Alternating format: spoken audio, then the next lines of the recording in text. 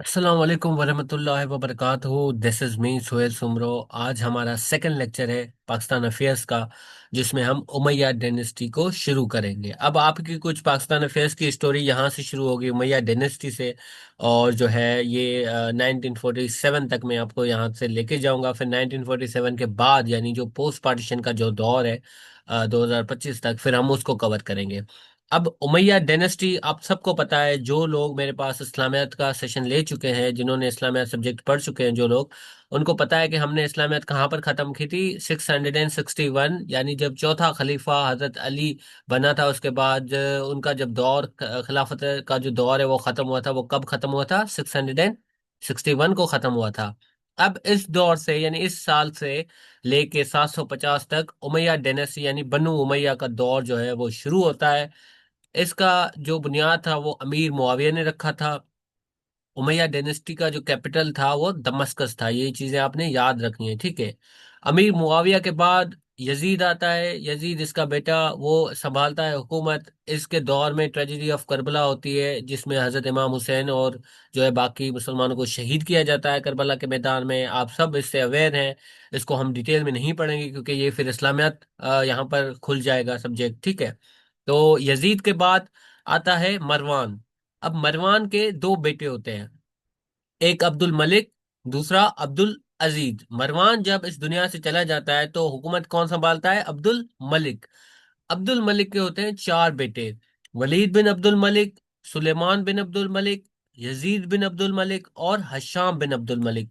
ये चार बेटे होते हैं अब्दुल मलिक के। और यहाँ पर अब्दुल अजीज का एक ही बेटा होता है, उमर बिन अब्दुल अजीज।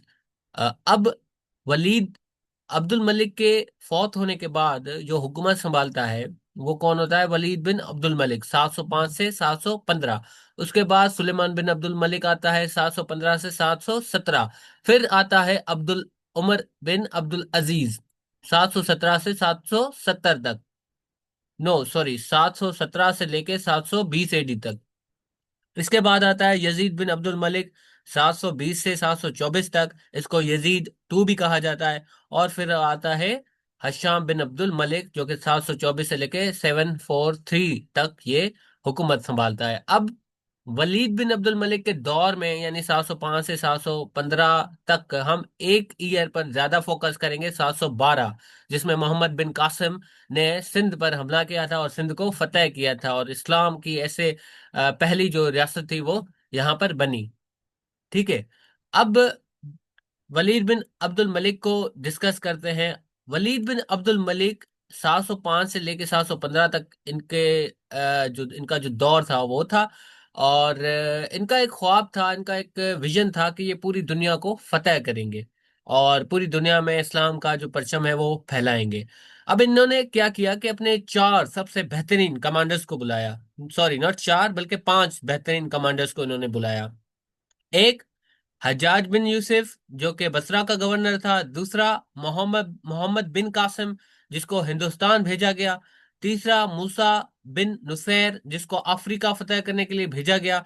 चौथा तारिक बिन जियाद, जिसको यूरोप यूरोप भेजा गया, यूरोप को फतेह करने।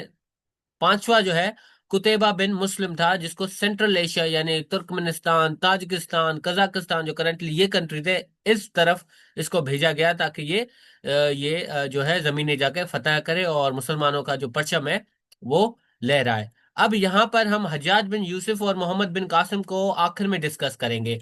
हज्जाज बिन यूसुफ यूसुफ जो है ये था फादर इन लॉ किसका? मोहम्मद बिन कासिम का फादर इन लॉ भी था और जो है चचा भी था, ठीक है।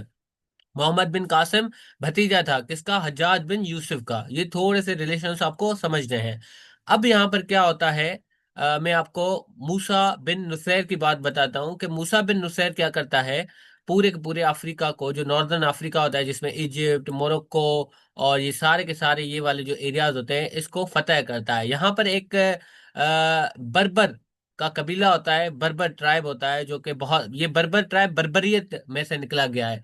वो बर्बर जो ट्राइब था वहां पर बहुत जुल्म हुआ करता था। तो मूसा बिन नुसैर ने जब नॉर्थ अफ्रीका को जो है कब्जा किया, यानी इस पर जब ये फतेह किया नॉर्थ अफ्रीका को, तब उन्होंने इस कबीले में से, बर्बर ट्राइब में से जो तारिक बिन जैद है उनको सिलेक्ट किया और फिर उनको कहा कि तुम जो है आगे अब यूरोप में बढ़ोगे और यूरोप को जाके फतेह करोगे, ठीक है।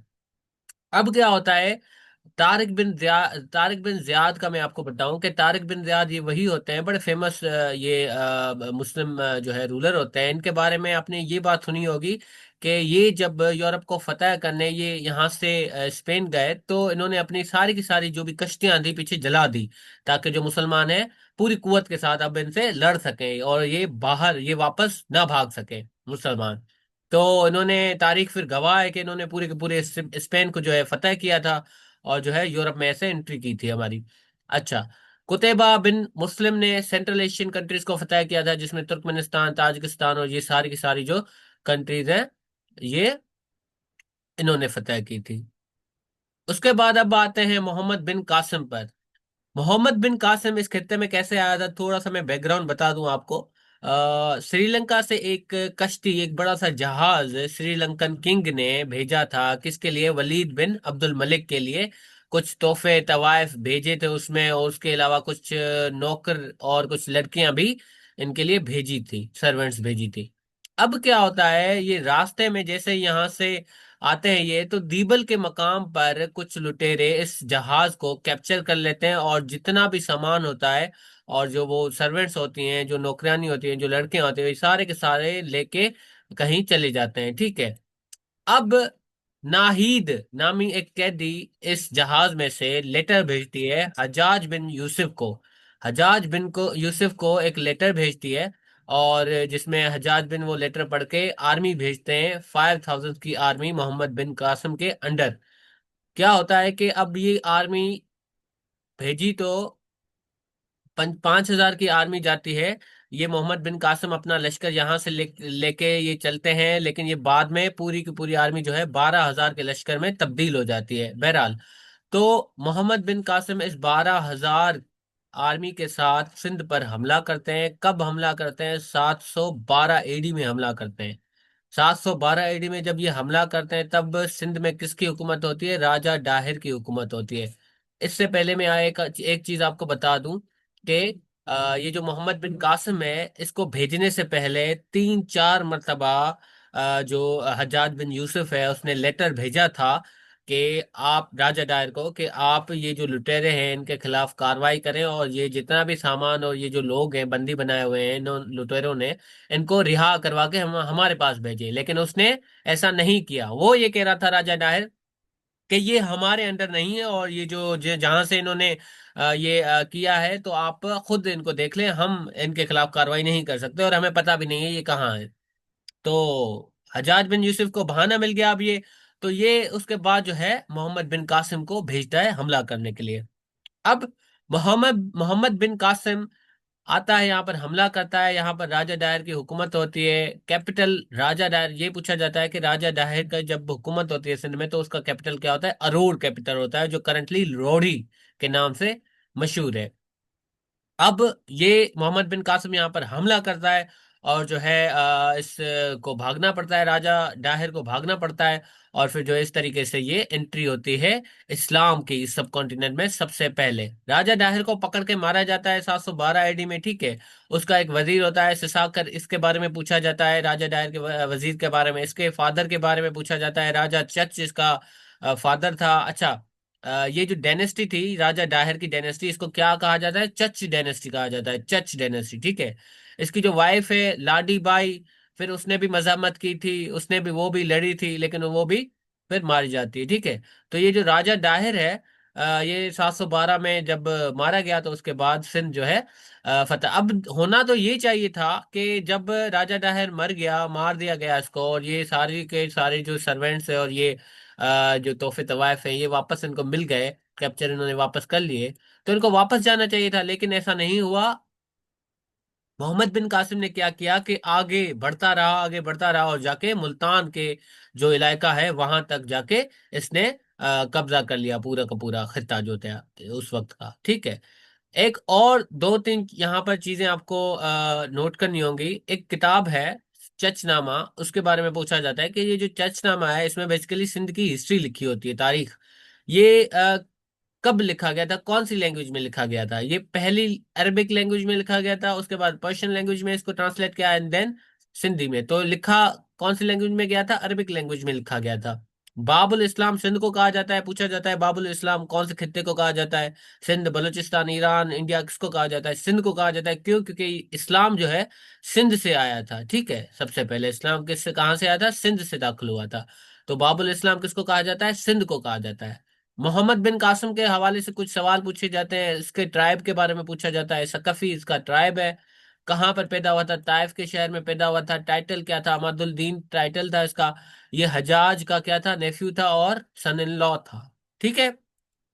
उम्मीद है कि यहाँ तक आपकी जो हिस्ट्री है वो काफी कवर हो गई होगी। अब यहाँ पर थोड़ी सी जो चीजें हैं उनका रुख जो है वो तब्दील होता है। तब्दील कैसे होता है? 715 में वलीद बिन अब्दुल मलिक की का इंतकाल हो जाता है, वो उसकी मौत हो जाती है। अब कौन संभालता है तख्त? सुलेमान बिन अब्दुल मलिक। 715 से 717 तक 2 साल। ये जो है बड़ा एंटी होता है अपने भाई का, इसकी इसके भाई के साथ बनती ही नहीं है। तो सबसे पहला काम जब हुकूमत में आया सुलेमान बिन अब्दुल मलिक, उसने कौन सा किया? इसके जो लॉयलिस्ट थे, इसके जो वफादार थे, जो ब्रेव कमांडर्स थे, उन सबको बुलाया कि भाई इधर आओ, अब थोड़ा सा हिसाब किताब दो। तो ये क्या करता है? हजाज बिन यूसुफ तो पहले ही 714 में उसका इंतकाल हो जाता है। लेकिन मूसा बिन नुसैर को ये बुलाता है। मूसा बिन नुसैर आता है, उसको बड़ी अजियतनाक, दर्दनाक इसको मौत देता है। और फिर जो है तारिक बिन जियाद को ये बुलाता है। तारिक बिन जियाद आता है, उसको भी ये अजियतनाक जो है मौत देता है। ठीक है।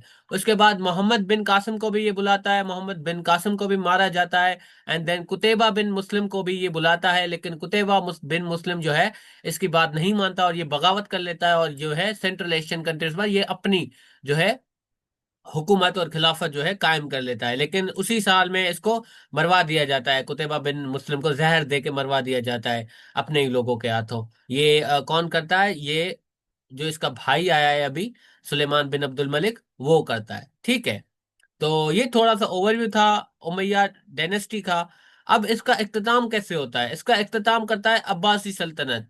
क्योंकि अभी बगावतें बहुत ज्यादा बढ़ रही होती हैं उमैया डायनेस्टी में। 750 एडी में जब मरवान टू, उमैया का लास्ट जो खलीफा था, ये मरवान टू ये था। तो अब्बासी क्या करते हैं? अब्बासी उमैया खिलाफत को खत्म कर देते हैं, और जो है यहीं पर इनका जो रूल है वो भी खत्म होता है। कौन सी बैटल में? बैटल ऑफ जब, 750 एडी में। ठीक है। कौन सी बैटल में उमैयाद का खात्मा होता है, एंड होता है? वो बैटल ऑफ जब होता है। ठीक है, ये आपने याद रखना है। फिर अब्बासियों का दौर शुरू होता है यहाँ से 750 से लेके 1258 तक। लेकिन हम अब्बासियों का दौर नहीं पढ़ेंगे। क्यों? क्योंकि वो इस्लामिक हिस्ट्री आ जाएगी। हम अब ये जो है 3 डायनेस्टीज पढ़ेंगे। एक उमैया डायनेस्टी पढ़ेंगे, उसके बाद जो है ये हमने पढ़ ली। उसके बाद आपका क्या शुरू होगा? उसके बाद गजनवी डायनेस्टी, फिर गौरी डायनेस्टी। ये जो 3 डायनेस्टीज होती हैं, ये हिंदुस्तान पर अटैक करती हैं, इसलिए हम ये पढ़ रहे हैं। 3 डायनेस्टीज जो है हिंदुस्तान पर अटैक करते हैं, इसलिए हम ये 3 डायनेस्टीज पढ़ेंगे। उसके बाद दिल्ली सल्तनत, एंड देन फिर हम क्या पढ़ेंगे? उसके बाद मुगल एरा जो है वो पढ़ेंगे। अब ये जो टॉपिक हमारी क्लियर हो गई, इसके बाद है इसके इंपॉर्टेंट एमसीक्यूज। मैं इसी तरीके से आपको पढ़ाऊंगा। मेरी मेथोडोलॉजी पढ़ाने की यही है कि ओवरव्यू दिया आपको, टॉपिक समझाया, एंड देन उसके इंपॉर्टेंट एमसीक्यूज। इस तरीके से जो है सीक्वेंस में हम चीजों को लेके चलेंगे। अब ये जो एमसीक्यूज है, मोस्ट इंपॉर्टेंट एमसीक्यूज है। अब जो चीजें आपकी इस टॉपिक में कवर नहीं हुई, वो चीजें आपकी एमसीक्यूज में कवर होंगी। अब आपका ये टास्क है कि ये एमसीक्यूज जो है ये आपने कवर करने हैं। और जो है फिर जो भी एमसीक्यूज नहीं अगर समझ में आता तो वो मुझे पर्सनल में आपसे आपने पूछना है। ठीक है। इंशाल्लाह अब नेक्स्ट लेक्चर में जो है कल मुलाकात होती है। और फिर कल जो है हम गजनवी डायनेस्टी पढ़ेंगे, 977 से लेके 1186 तक ये चली थी। तो इंशाल्लाह गजनवी डायनेस्टी कल पढ़ेंगे। अपना ख्याल रखिएगा। अल्लाह हाफिज।